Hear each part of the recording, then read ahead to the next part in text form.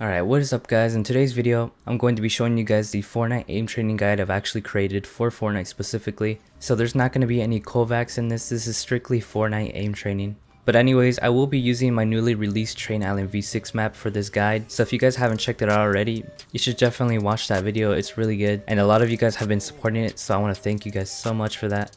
Also in the description, I will have a Google Doc link for this aim guide if you guys want to refer back to it after watching this video. But anyways, let's start off with the first tips. Alright, so how to aim train effectively. Alright, so first of all, you want to train mostly with the weapons that you are personally going to use most often in the game.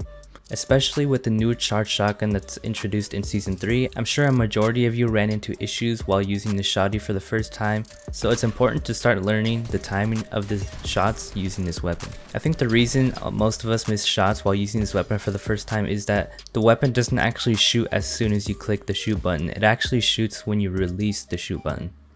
So this slight change in timing is actually causing us to miss some really critical shots. So make sure you're getting practice with this weapon in creative or even team rumble. And yes, I know this weapon is not in creative at the time I'm making this video, but as soon as it is available in creative, I will be adding it into the map. Next, you want to make sure you practice while moving as well. You don't want to be just standing still because most of the time in game you're not going to actually be doing that unless you're going for like long range shots. But most of the time you're going to be doing fights in close ranges where you're going to be dodging bullets and shooting over your edits or builds and stuff like that.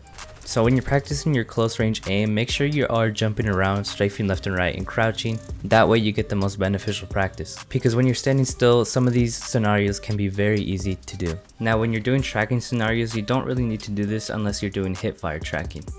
Next, make sure you're practicing shooting at different angles because you won't always be on the same level as your opponent. There's going to be several times where the opponent is either above you or below you, so feel free to actually build up in any of the scenarios or even build down or even go diagonal. Just get creative with it and try different angles to train with. Follow a routine and keep track of your scores. Just winging it and practicing anything you feel like without tracking your progress is probably not going to be very effective. So I've actually created an aim routine chart where you guys can pick and choose different scenarios and you can create your own routine, so make sure you click the Google Doc in the description to check that out. But on the first day you start your routine, make sure you track your scores. That way over time you can see your improvement and see how well you're doing. The map features an in-game timer and score system for you to use and track scores, so it should be pretty easy to do this.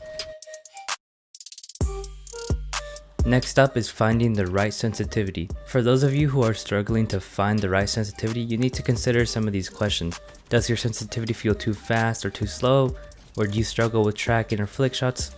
Now I know these are very basic questions, but people have to learn that your sensitivity is not going to do everything for you, right? So you are going to lack skill in some areas, like it's just a natural thing that's going to happen, alright? So the best thing you can do here is stick with one sensitivity that feels best for you and adapt to it from there. Just make sure you got a good balance, that way you can build, aim, track, do everything well. Especially on KBM, since KBM does not actually have build or edit sends yet. Just make sure your sensitivity is not too slow or too fast. To get a good understanding of what sensitivity ranges you should be sticking with is watching pro setting videos. You don't have to copy the pro settings exactly, but it gives you a good idea of like where your sensitivity should be at. And for those of you who haven't actually tried my Find Your Sensitivity map, I'll put the map code up on the screen right now. The map has tons of information for you guys to follow, that way you can find the right sensitivity for you. Alright, next is the most important part, which is the aiming routine. So creating a routine is important for effective practice, and since you guys are going to be creating your own routines, make sure you focus more on the skills that need improvement, but also don't ignore the skills you are good at either, because there is always a room for improvement. Now I'm going to put a list of all the aim scenarios from Train Island V6, and I've put them into categories from tracking, flick shots, click timing, and all around.